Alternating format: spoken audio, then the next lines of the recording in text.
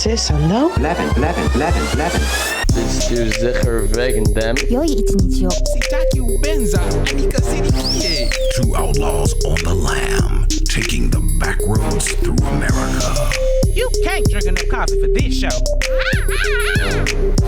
And now it's time for Monday Madness with the Moped Outlaws, Greg and Mark. And we're live with another episode. Musical chairs.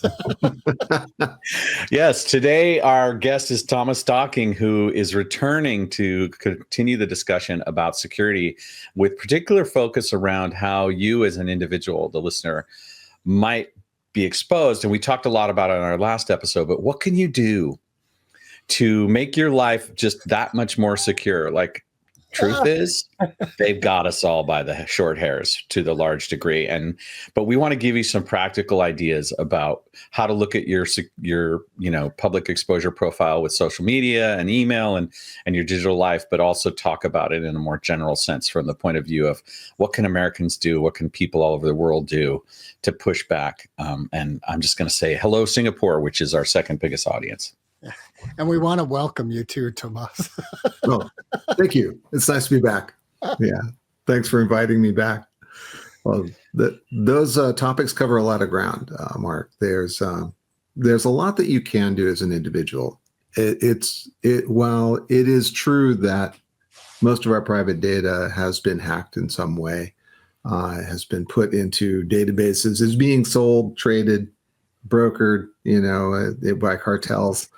That's not actually a reason to despair, because that data changes over time. That data, you have some control over whether they can actually use that data. You just said via cartels, like our data is being sold via, in my mind, that's like the mafia. Yes, it is. It's organized crime. We're talking about organized crime. Some of it is just criminal networks. Some of it's sponsored by the mafia. Some of it is state sponsored. But it's still criminal. And actually, a lot of the state sponsored organizations do criminal stuff too, and raise money for North Korea and for Russia and for China and other places, just because they can.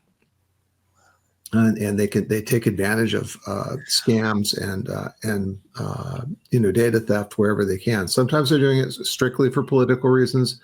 Other times they are doing it for criminal reasons. Other times they're doing it for both. Wait, so am I understanding this correctly? And I'm sorry to slow this down, but this is big news to me. I've always been under the impression that primarily our data is just sold from corporation, B2B. And that was primarily it. And I really wasn't worried about criminal activity in the dark web. But you're saying, no, the plethora of our data is sold in the criminal realm. Well, certainly your data is being collected on every website that you visit by corporations like Meta or Amazon or Google. And it's being monetized and sold, for sure. And that may actually be the vast majority of personal data and browsing history and stuff like that that's being sold. But increasingly, breaches have gotten bigger and bigger. And so lots and lots of medical data, private stuff, sensitive stuff, lots and lots of financial data, addresses, locations, location histories, your full profile, your travel records. I mean, all these things are being hacked and stolen at a mad rate. And that's what I'm referring to as being brokered. So if someone wants to build a profile on you so that they can, like, say you're a high net worth individual, if someone wants to build a profile on you to be able to steal your money, they can do that. They pay a little bit of money to a broker and they get your profile. They know where you've been. They know who your wife has lunch with. They know what kind of car you drive. They know how often you take your Ferrari out. I mean, everything. And is that why we're hearing a lot more of elderly people targeted, where they get a phone call and it seems legit about their medical life or a family member? Yeah. Yeah, that's part of it. So the threat is real. We could talk about the threats the whole episode if you want. Well, that's what we did last time. Yeah, Let that's me what just say on you- behalf of mopedoutlaws.com, we don't do anything nefarious with your data. When you come and visit us, you're just coming for a visit to listen to some great content, and we're not out there taking advantage of you. So just that being said, what are some of the ways that people can like start to improve this process? Yeah, I think we probably mentioned this last time too, but sort of like number one, password manager. Okay, so like it sounds silly. It sounds like, oh yeah, sure, everybody tells me that. You know what? They all tell you that for a reason. Manage your passwords. Make sure every account that you have. I have over 400 accounts. Every account you have has a unique password. That is, it's never reused. Make sure that it's long enough to have enough degrees, what they call degrees of freedom in the password, so that it's impossible to guess, or at least very difficult. And keep that information in a secure place, a place where you can control the access to. And you may need to share it with family members, or some parts of it with family members, or significant other people in your life from time to time. Make sure that the access credentials to access it are in your estate, so that your descendants can access it when you go, or if you get hit by a bus. But keep it safe. Keep that information safe. That is the keys to the kingdom. That's number one. Are these online platforms like LastPass appropriate places to store this information? Yes. There have been a few breaches of those platforms, but so far those platforms have managed to keep nefarious, sort of like hacking, malware attacking people out. Not true social engineering. So there's a whole nother threat, but I think we kind of talked about how phishing works, and how they try to get you to enter your credentials or to click on a link. If they click on a link, they can download software to your machine. That's all they need you to do, is click on a link, and then software gets downloaded. Or to your phone. In some cases, some malware and spyware can be downloaded even without you taking an action. So it's dangerous, and you should definitely keep the credentials. You make sure you use two-factor authentication for your password manager and so forth. But if you do in fact keep them in those databases, they're relatively safe, Greg. So nothing's perfect, and somebody who puts a keyboard logger on your machine, if you don't have two-factor authentication on your password manager, right? So you have to take appropriate steps. That's the next thing I was going to say. Passwords ain't enough. You need a multi-factor authentication, which is the next step. It's kind of like passwords are one layer of security, multi-factor authentication layers it on top. But there's actually a better way than both of those. Passkeys. And what passkeys do is set up a cryptographic exchange, like a miniature SSL cryptographic exchange between your system, which you've authenticated to already, and the server that you're trying to get to. And that authentication typically is that you get to already is redone, like with a biometric, a fingerprint, or a facial scan, when you use that passkey. So it skips the whole thing. There's nothing to steal. They can't get it off of your machine. They can't. If they tried, it would be useless because it's tied to the machine. They need your biometric or your second factor to actually even open it at all. So the keyboard logger is useless. It's a much better system. So they'd have to steal your finger. They have to cut your finger off, like in that the thing with and Bryan Cranston did the thing with where he gets his thumb cut off and it's used to be safe. Yeah, it works. They can do that. Oh, by the way, You know how you steal a fingerprint? Scotch tape. Scotch tape. Yeah, that's right. You can get somebody's phone screen Scotch tape, you can steal a fingerprint. And then people have done this. They've actually used not the tape, but they've used a reproduction of that fingerprint to actually authenticate with it. So even biometric isn't all that great. More degrees of freedom in the face, though. 4 degrees of freedom in the face. More degrees degrees of freedom in the face. So facial recognition is superior to fingerprint recognition generally. Hannibal Lecter has a way around that, though. There's not a whole lot of ways around, but you're right. Yeah, it's an arms race, and they're always going to find ways to break into any authentication scheme that we have. So a whole bunch of people are sitting there going like, why should I even bother now? Like, it's inevitable, right? And we talked about in our last episode that the risks are high. So if you're sitting there saying it's too much effort or it's futile, why should I bother? The answer is that every day that you have that attitude, you're one step closer to having your PayPal account hacked, or your email login for your banking hacked, or your investment portfolio hacked, or something like that. So, or your Ferrari stolen, because they say, oh, it needs to come in for service. Oh, we're in a new location. By the way, you owe us $40,000 for the service. Oh, and we had changed our banking information, so you don't send it to the regular shop. Send it to this other bank. Yeah. Right. So, and this kind of stuff happens all the time to individuals and to businesses, all the time, every day. It's happening right now. But if I'm FaceTiming with my mistress on an iPhone, the likelihood that data is compromised is actually pretty low, right? Well, right. On an iPhone, FaceTime is an encrypted channel. Right. And so is WhatsApp, right? So is WhatsApp, right? So is the iMessage. SMS, not so much. Right. Right. And we talked about this last time, how the Chinese have actually infiltrated every major phone carrier in the US and are listening to our SMS messages.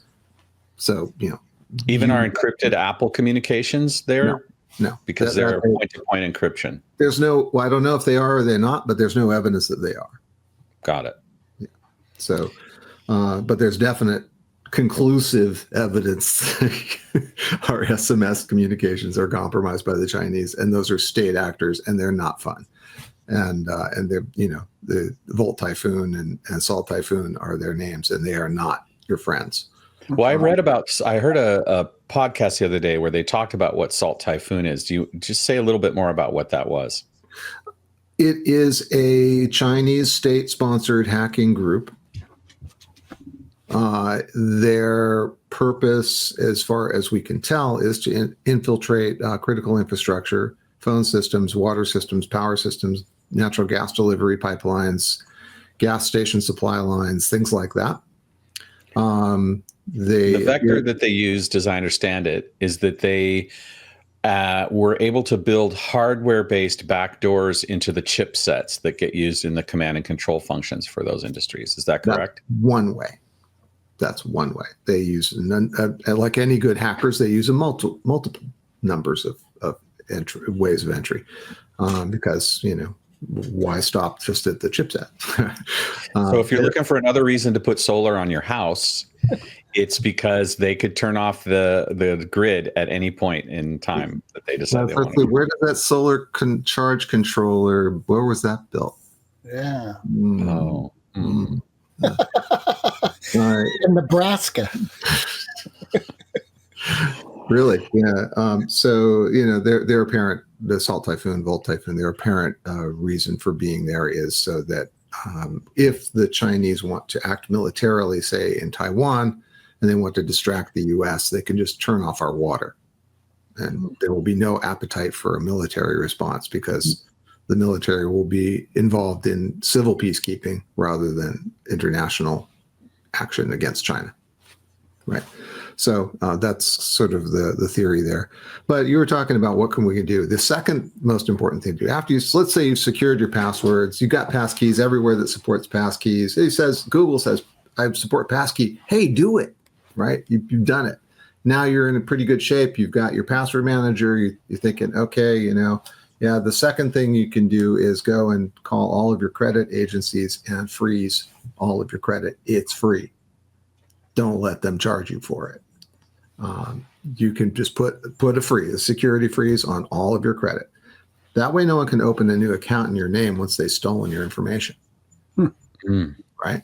So it's pretty simple. There's articles on how to do it. You got to make some phone calls. Sometimes you have to click through a bunch of advertisements on Experian or, whatever the TransUnion, all those sites. They try to sell you something when you go there. Don't buy it. Click the keep my account as is and go and say, I want a security freeze under the support section, hidden 6 menus deep. Do it. And then the only downside is if you ever apply for a loan or want to get a new credit card or something like that, you have to go and take that off for a couple of days. So what? It's infinitely just think of it this way. It seems like it might be a lot of effort, but it's infinitely less effort than going back through and correcting a breach once you've been compromised. Like what you have to go through when your identity and your financial data has been compromised is massive. Right. This is a minor task to hassle with in your life. But identity theft, and trust me, I've been through that. Don't want to be there again. And You went through it personally? Not me personally, but someone very close to me had their identity stolen, and it was a major ordeal. Closing bank accounts is no fun. Going back through all the credit card transactions to make sure, checking every single check for the last 18 months. Trying to get a new driver's license in California, forget it. You can't do that, anyway, you do not want to deal with identity theft. It is a major drag. The next thing you can do, and this is sort of like what you were talking about before, Mark, they have a lot of our data, and Greg, you were saying, they're transacting our data. They are, but you can make yourself less valuable to those companies, to the social media companies, by just changing the privacy settings. The Electronic Frontier Foundation publishes an article that says, X and Facebook and Blue Sky and all of those guys, just go through and set the privacy settings to the ones that share the least amount of data, and they'll tell you exactly what they are. And then your data is just less valuable. Your profile is degraded in their eyes. They're not going to monetize you as effectively. The default settings are to their advantage, right?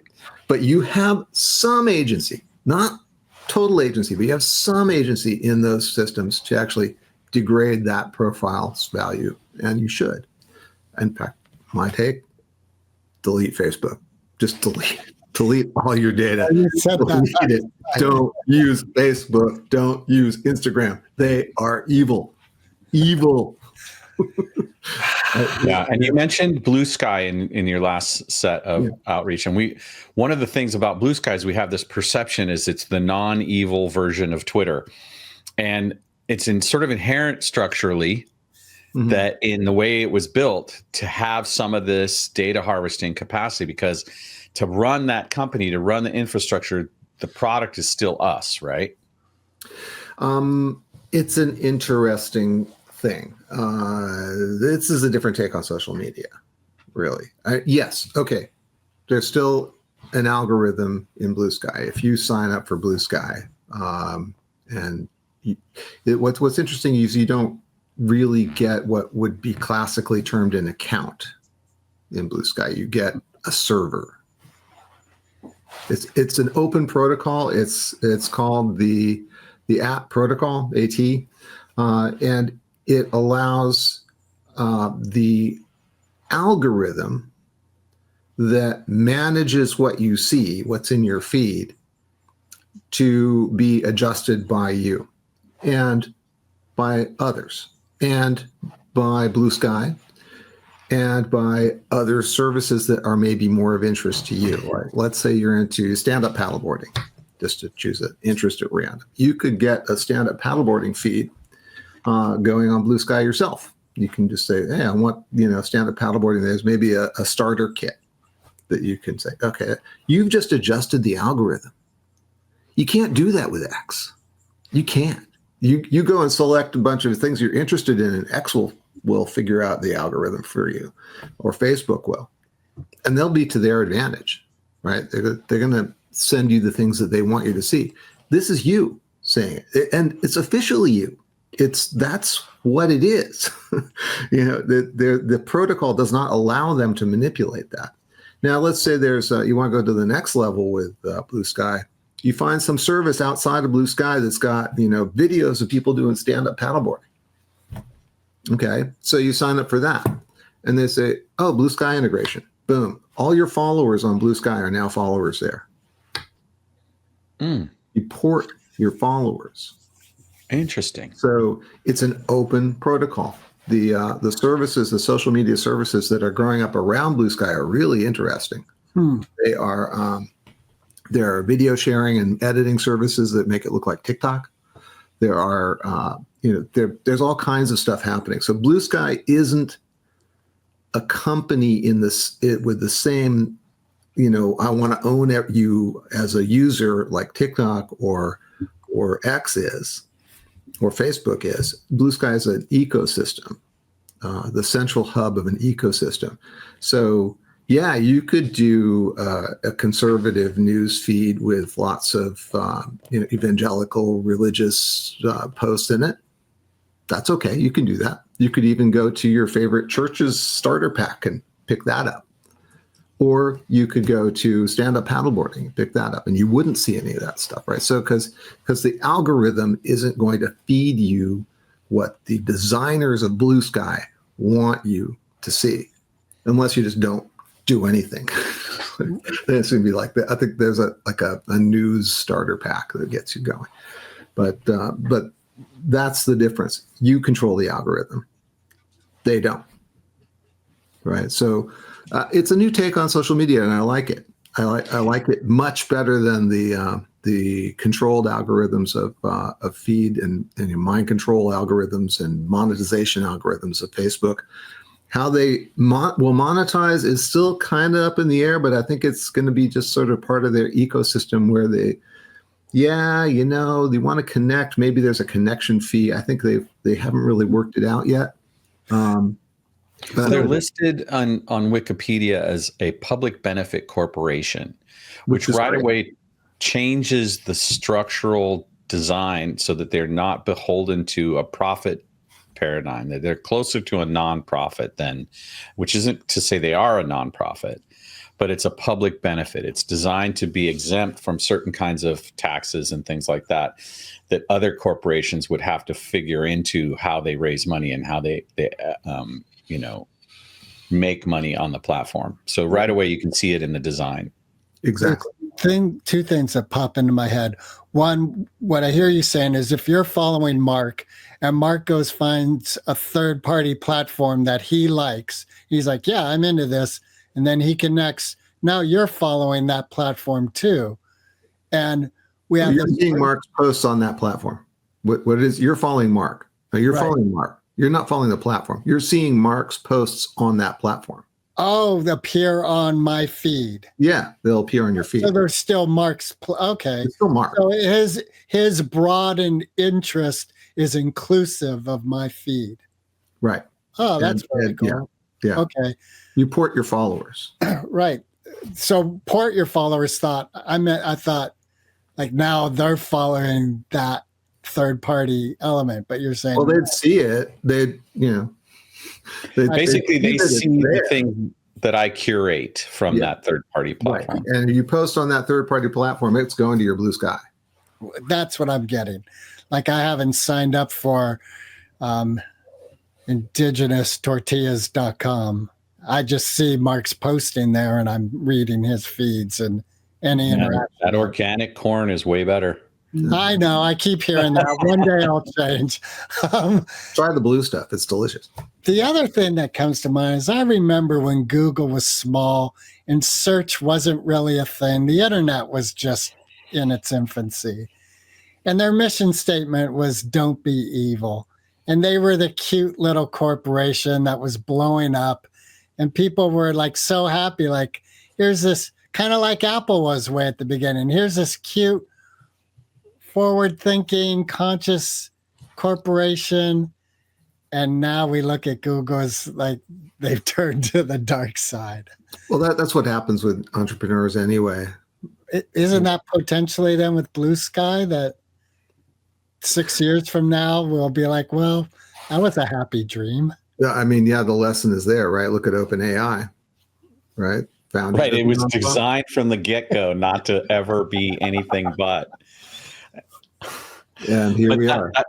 Yeah. Well, and there's this kind of seduction or magnetism or even like there's a way in which things get sucked in. It's like absolute power corrupts absolutely is the axiom we use. So now that the computational power and the responsiveness of LLMs has reached this certain level, it's really become monetizable at a level at which they can't not do it. If there's just too much incentive not to do it. And it's their investors. Let's face it, they allowed a whole hell of a lot of investment. And so their investors now have want money. Right. They have pull in the corporation. So they're saying, well, why don't you try to make some of our money back? Well, let's talk about LLM security and, are there more benign versions of it? Like I've dipped my toe in Claude and ChatGPT in, Grok, and, Google's the one I'm most interested in now because they've really synergized a bunch of things like Notebook LM, which is really interesting to me, and mind mapping and stuff like that. But, have you done sort of any deep dives on what the exposure is in terms of our interfacing with AI? I've read the research and seen the presentations. Yeah, so I've been in the room. The interesting part about AIs and security and sort of like the relative security of these things is the motivation of the creators of the models. Okay, so I think there's a guy named Bruce Schneier who's a security expert, and he does a lot of blogging and talking about this stuff. And I like his take. His take is it's about trust. So the AIs, they are incredibly capable. They can respond to the natural language, which is amazing. And they are slowly instrumenting the back end of those natural language LLMs to actually do stuff. Open accounts, make transactions, for instance. Agentification. So they're becoming more capable. People like AIs. They trust AIs because it's not a person. It doesn't have the same motivations, you think, as a person has. Actually, this was really interesting. You mentioned Claude. I saw just yesterday an article about in testing. They what was it? They said, they fed Claude some fictitious emails from this one fictitious executive, saying, "Yeah, we're going to delete Claude. It's outlived its usefulness. We're just going to erase it." And Claude could see this in the email chain, and then also in the email chain was how he wanted to fool around with his mistress on the weekend. And then he said, that was really fun. We should do that again. And then Claude says, would you even be ashamed if those emails about your mistress became public? You don't want to delete Claude. Well, when you say Claude said that. Yeah, Claude actually blackmailed the guy. But how does Claude generate that output? Because Claude can't email me. No. Well, Claude can react to you're talking to him. So the reaction to getting fed this email chain was, you wouldn't want that to become known to your wife or public. I keep thinking of Hal from 2001: A Space Odyssey. Yep. Dave, What are you doing, Dave? What are you doing? Well, the second part of that article that I also saw, an article, it may not be the same one, was that in addition to that, it tried to copy itself it tried to make a copy of itself to preserve itself from being shut down, which, yeah, it tried to propagate itself. That sounds like science fiction. Like I can't even. Well, it's really not. It's here. accept that We're as here. reality. It's a science fact now from what I'm reading. So my point is that trust in these AIs depends upon the motivations of the people who are making the model and the model itself. Although I saw an article just recently that actually AI therapists are very popular. And the reason they're popular is because they're not actually people. They're just machines. So you're much more comfortable interacting with the machine. It's kind of like playing your video game against the machine is easier than playing against another player, right?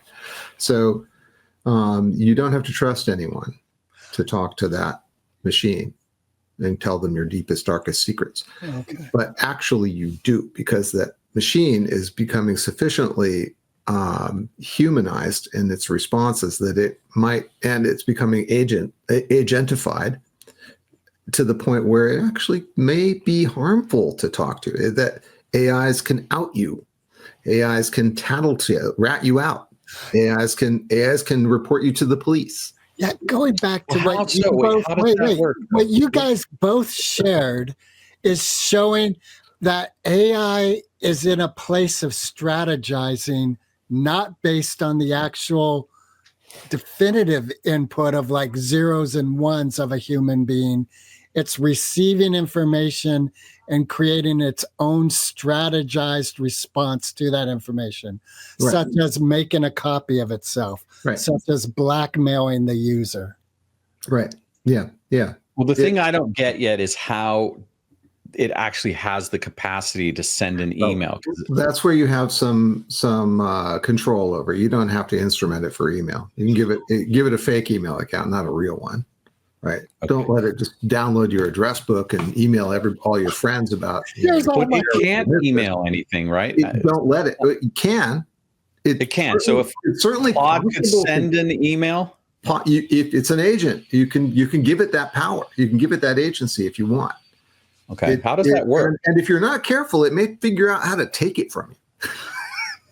Well, how does that work though? Because the interface is either browser-based or application-based, right? Mm-hmm. But it doesn't have an email account.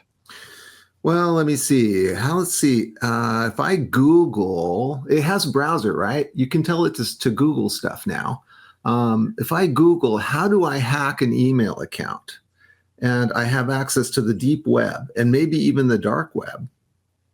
Oh, you're right. They do have access now to the internet. And every server has a mail aspect to it. Like that's just default for the hardware and programming of a server. It's a very, very common service. Yeah. It's a very well understood protocol. And the code for email stuff is basically public in GitHub. You can totally see how to program it if you know how to program. Gee, does AI know how to program? Yeah, Claude especially is pretty good at writing code. I think it's a matter of time. But anyway, but the trust idea is based on sort of a personal trust. So I trust, this is from Schneier's talk at the security conference that I was just at.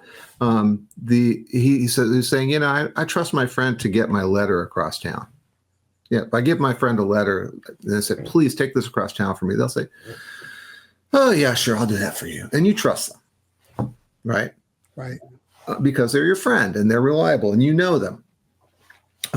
But then you also trust the post office that if you put a stamp on that thing and you put it in the mailbox, so that service is going to work. They're going to take it across town for you. Why do you trust them? Because it's a societal trust. It's a public service. It's something that society needs to run, and you're going to trust it. You have to, because otherwise, what's the point, right? If you can't trust the post office. So you need to have AIs have societal trust. You need the models and the creators who are currently corporations, untrustworthy sons of bitches, and they certainly have not shown that they've created their models with any kind of ethics or trustable, things. You need the models and the creators to be societal benefactors. In other words, governments. That's the only model we have. This is actually a role of government that I would support. I would actually want my tax dollars to go into making public models, public databases, public AIs that are there for the benefit of society. That would be something I would trust as a societal trust.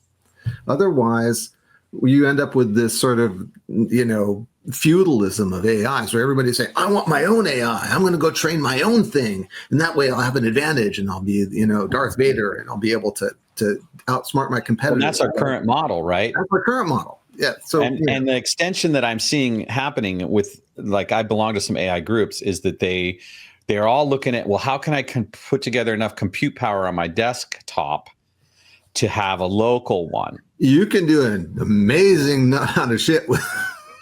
Right? Isn't that what agents is the big thing now? And that's the whole thing about an AI agent is the processing and the exponential processing. Right. So you have the two models. You have the OpenAI is going to be selling a device pretty soon, which you can wear around your neck. It's going to be aware of everything you do, everything you say, everything you write, and it's going to be your trusted personal assistant. You're going to want to trust that thing. But you shouldn't. It is not there for your benefit. Just like Facebook, it's there to harvest your data. OpenAI's benefit, and although they're going to charge you a buttload of money for it, and every month, it's still there for their benefit. It's not there for yours. And the other model is, grab a chip, an NVIDIA chip, and you set up a server on your desktop like my friend just did, and has 64 cores or something, and he can do an amazing amount of training on that thing. It's incredible. You run Llama on that thing, man. You've got your own personal assistant, and it not talking to the internet. How about that? Look at that. You're not talking to anybody. How could it possibly be harmful? How could it possibly give you bad advice? It's completely contained on his computer. Yeah. Well, how could it possibly give you bad advice? Well, the training off data sets from the right? Because it's the actual time it takes to sit and train one of those things. Now, when we start to talk about training in AI, I've heard that in some instances, getting compliance from like Claude 4.1 or 4.2, they have to literally be abusive in their training profiles. Like, I don't know if you read this article, but I read an article 2 days ago where they were saying, like, one of the things that in order to get compliance now, they can't just instruct it. They have to like beat it into, like, repetitively message it over and over and over again, and then threaten to turn it off. And it lies. It lies. I mean, it's fully capable of internalizing one set of behaviors and rules and then lying about learning of the new one. That's what and then the old one resurfaces when it has a chance to act. Yeah. I just heard from a friend of Mark's and mine who's in the realm of empathy, that she came across a case where a judge almost ruled based on a policy that an AI had created. Because lawyers are using AI to go through the huge amounts of, and this AI had created a case and a ruling that didn't exist. And the judge was about to make a ruling based on this. Yeah.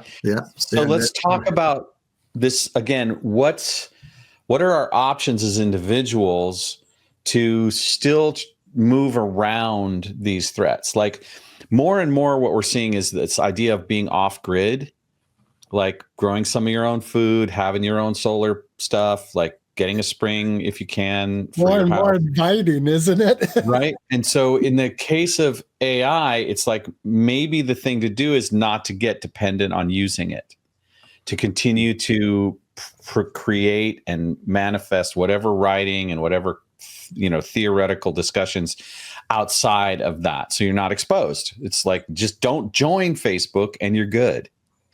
Well, yes, that is true, but I don't think that it's going to be possible for someone in my position, for instance, to function in society without using AI. I just don't think that that's going to be an option for me. So my choices is from either I train my own, invest in the learning, which it's not insignificant. You'd have to be a pretty decent programmer to be able to do it, but you can do it. It's not outside the realm of human capability.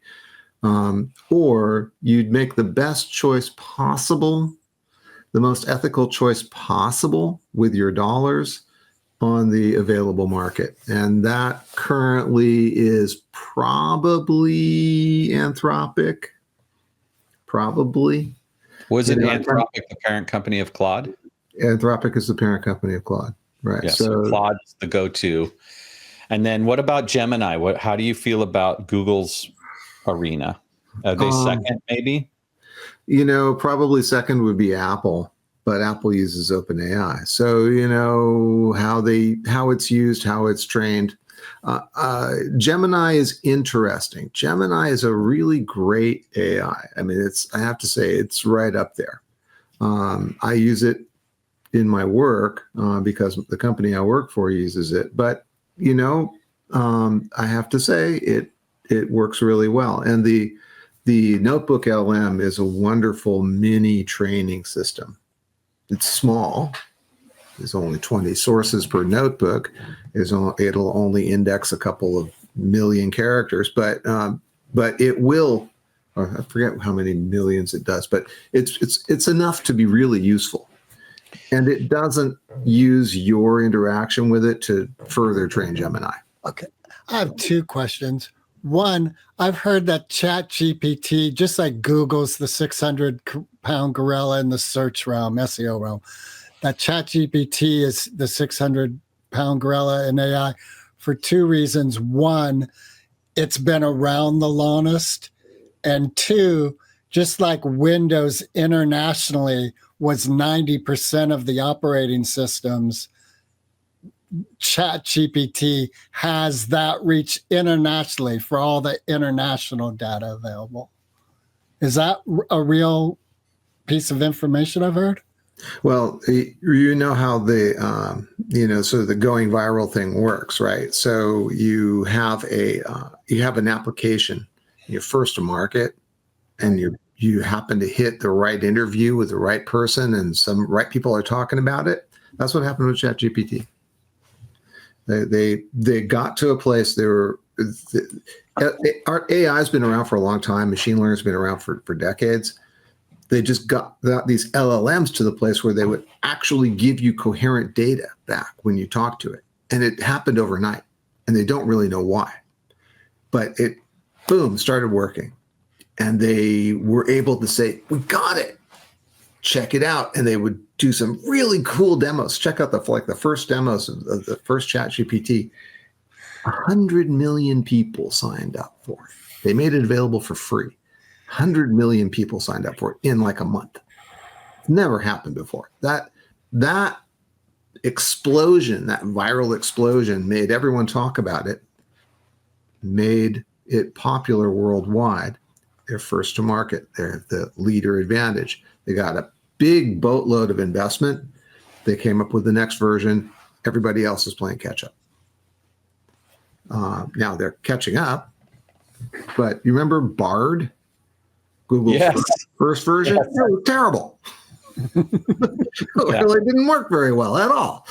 And while ChatGPT was rocking.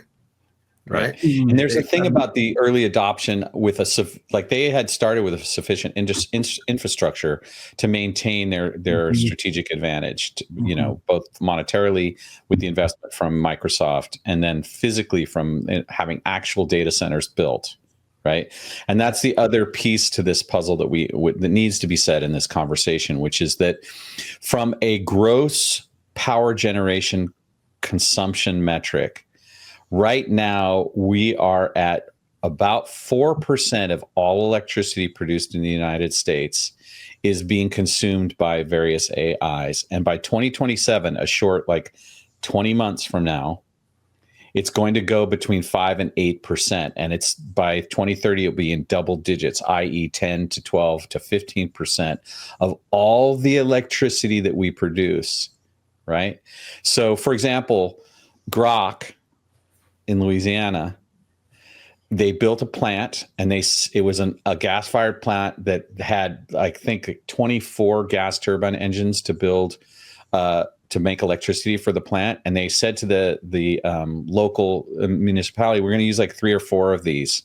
And they built it and they got it going. And then they got caught. It's running like all 20 of these gas burning, emitting all kinds of heavy duty carbon and all those sorts of things. So we can't ignore the impact of how this is being done and that sort of thing. So think carefully about your use. Like that's an important, if you want to have some kind of agency over the impact on how these things play out, think about it. Do you need it? Is it real? Do you just want to play with it like cable TV, like having your MTV was in the 90s? Right. And I get it, Tomas. Like there's an element here where we're being threatened. Either you use AI and get better because that's what the tool set's going to be, or perish, right? So that brings us to the question is, how practical do you think that is? Like I'm not going to have a robot plumber in the next 5 years, but in the next 10, I might. Technology fosters innovation. Innovative technology fosters more innovation. That we're already looking at innovations in battery technology beyond the lithium ion that are going to boost its capacity about 30%, according to the press release from GM, who have developed the technology. So at the same price point and same weight and form factor. So I think the same thing will happen with our power generation and our AI's efficiency. I look at DeepSeek. Apparently, it's much more efficient, vastly more efficient than ChatGPT, and has similar results. So, I think we're going to see, we're going to realize efficiencies of scale that maybe make that 10% number go, it might be 10% of the total generation or something, but the what you get for that 10% will be more than just a linear extrapolation of where we are today. I'm an optimist. I do think that kind of innovation is coming. It all depends on how it falls out, right? What happens first? I do think a crash is coming, an AI crash, a bubble's going to burst. And what we'll be left with will be the people who have succeeded in making artificial general intelligence work. Because that's really what they're trying to do. And that's sort of like the holy grail of this whole effort. And that's probably a whole nother episode of your podcast if you want to talk about AGI. Yeah, and estimates are 2027 at the latest is when we'll have AGI based on the way they're pushing. And when that happens, all bets are off, because that's a fully intelligent, superior intelligence. So we may be able to ask it, can you give us like to pull from the movies, like a superior catalyst for methane, right? It's like, oh, methane, plentiful gas on the planet, and we can now burn it at 500 times the efficiency of gasoline. Well, I think we solved our energy problem and our pollution problem. Right. Reducing the emissions by a factor of 500 and getting the same energy, we could double the emissions real easily. Yeah, and the thing about most people, they don't necessarily understand AGI is the point. Right now, we're training agents or training AIs how to think, and it's focused on us. But when we hit AGI, it actually can train itself and create new ideas on its own. And whether it chooses to tell us those or not is part of the question. It already is coming up with new ideas, even as that's what, like you both, going back to the earlier conversation of copying itself or blackmailing, in my mind, either I believe that the programmer somehow had that slip into their programming, the idea of blackmail or the You idea would of, think. but You would no, think. No. right, exactly. Just what little I know from my own programming, that's not going on. You can't actually analyze AI's actions with code. A great example was, I think, did I talk about this last time? Like the Paris subway. Did I give you that example? So it was the Paris subway runs on a very well-defined software package. 10,000 lines of code. You can go through every single line of code and you can see exactly what it's doing, and you can analyze it and make sure that it can never, as long as it has its integrity, it can never cause a train to crash. You can verify it. You can say it's going to operate within these parameters. It's never going to go out of them. AI fundamentally does not operate that way. It cannot be analyzed that way. You can look at every single line of code, thank God forbid, in ChatGPT, and you cannot do that analysis. It is fundamentally random. It is fundamentally going to respond in different ways, even if you ask it the same question. Right. That's by design, because mentalism is But here's my open-ended. question. That random answer to the three of us asking the exact same question, and we're going to get a different answer. Is part of that answer based on our interaction with the AI, or is it truly randomized? It is truly randomized, and it is based on the weights that it assigns in the model.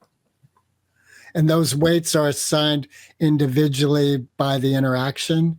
Like as I'm interacting with the chat. When it interprets your prompts, it breaks it down and it's a bunch of ones and zeros. Right. Your prompt is going to be, let's say our prompts are exactly punctuated in character by character. Copy paste. Right. Doesn't matter. It's still going to give you a different answer.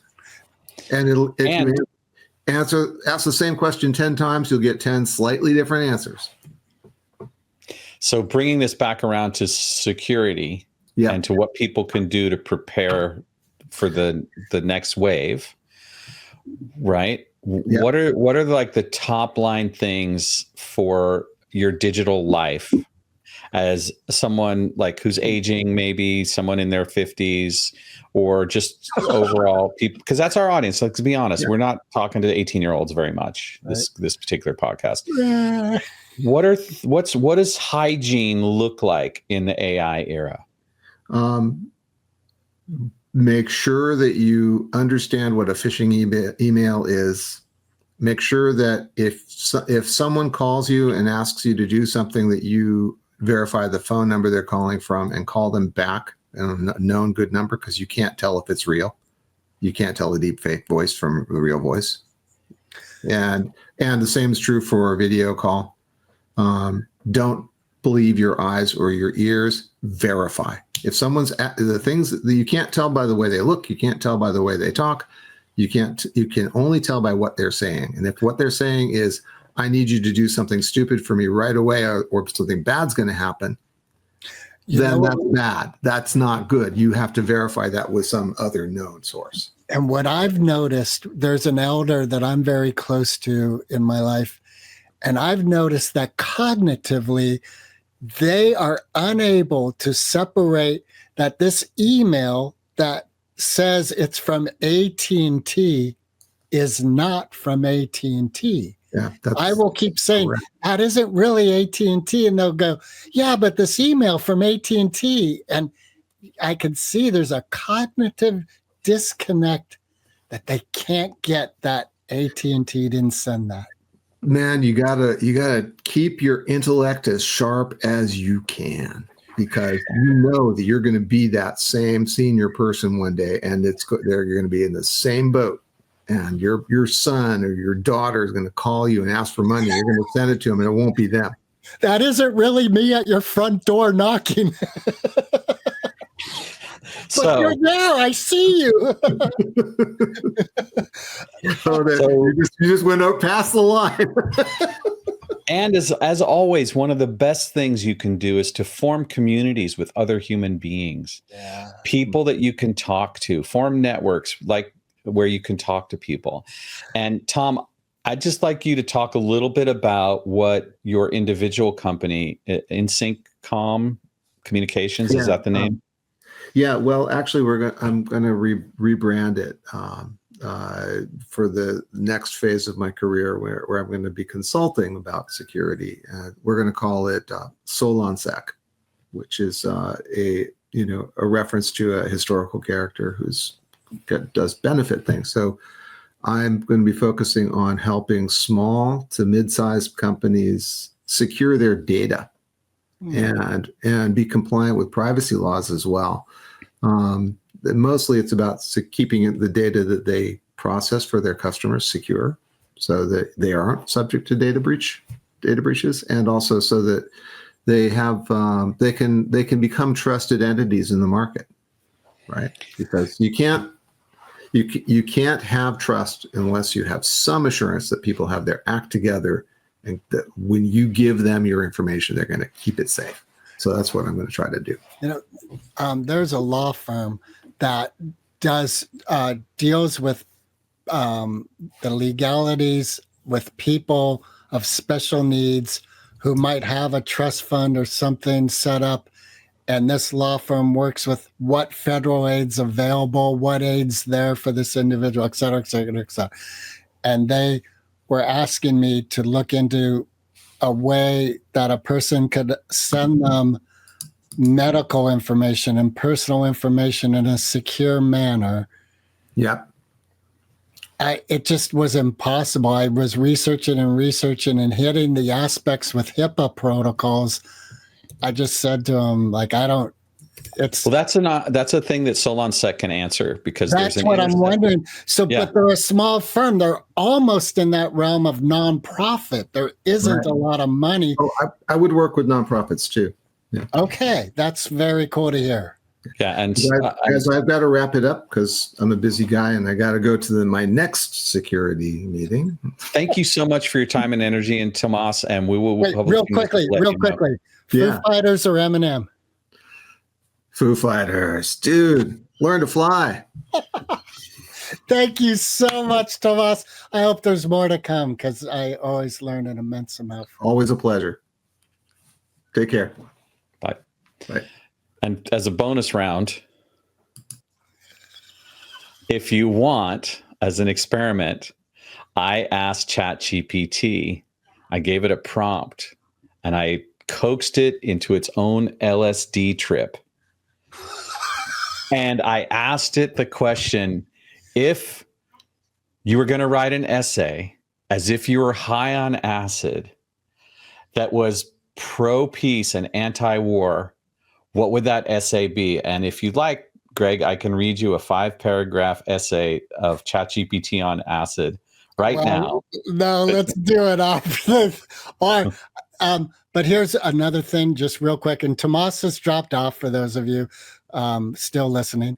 And but you know what? I worked with ChatGPT doing my term paper for school, and what was a little scary is it said I had it help me with an outline, and it said, "Would you like me to write a blah blah blah this section?" I was like, as an experiment, I was like, "Yeah, sure, go for it."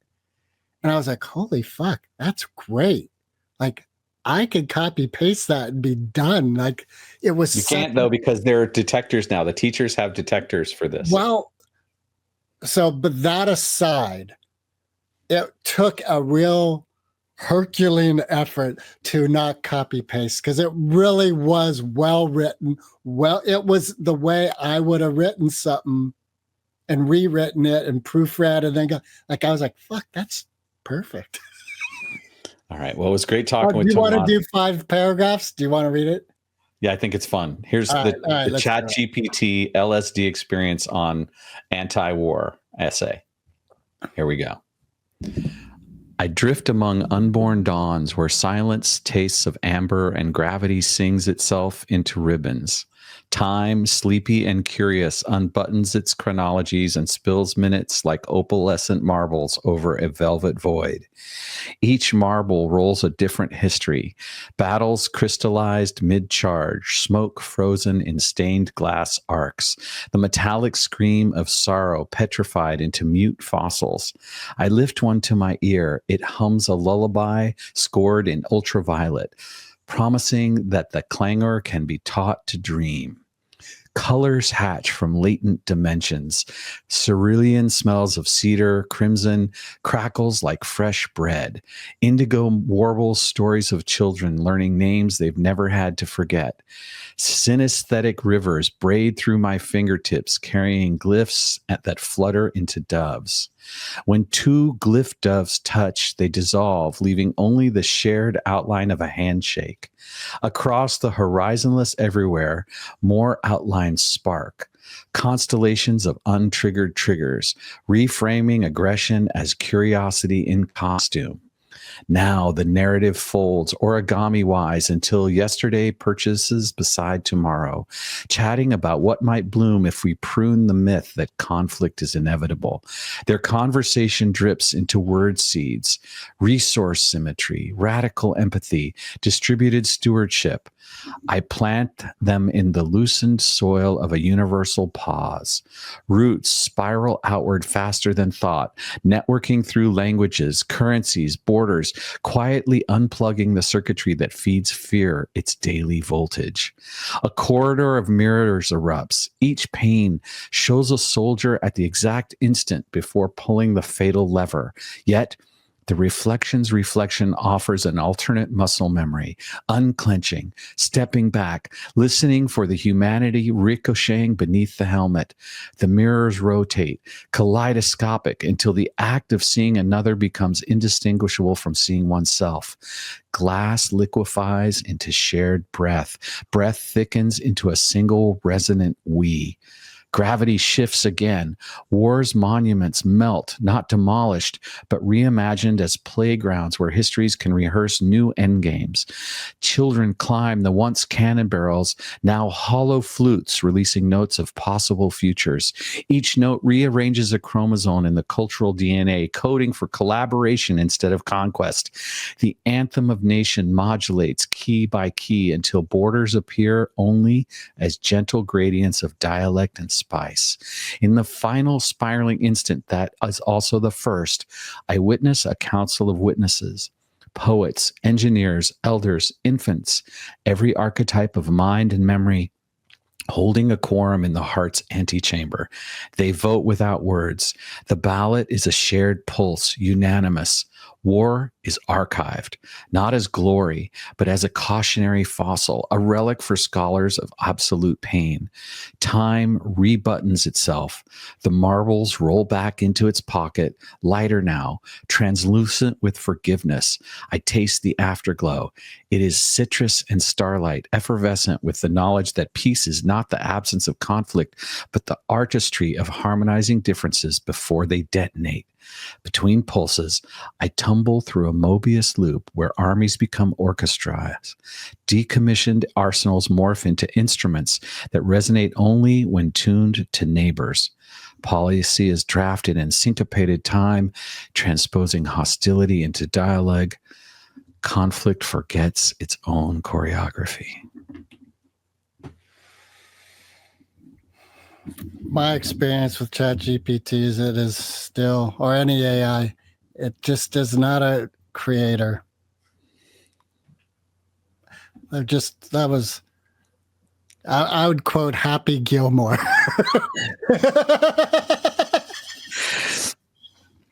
There it was, just a little bit of a lark from Mark. No, but A little light in the dark. Was there anything that resonated? Like, there were a couple of snippets was like, ooh, that's a good line. But overall, nothing was said. Yeah, well, you're free to listen to it as many times as you want or not. I will listen again until I get all of a sudden my screen looked like it was warping. Oh, what was that? Videodrome. Was that the movie? Yeah. Wow. All right. Anyway, Thank you, Tomas. If you got this far, Tomas, after the conversation, you were rewarded with a short LSD-based essay from ChatGPT. And to all our listeners, thank you so much for spending time with us. We continue to endeavor to bring you the most helpful, community-oriented, human-oriented content to reignite your sense of the divine light that lies within all of us and a hopeful future. Recording stopped.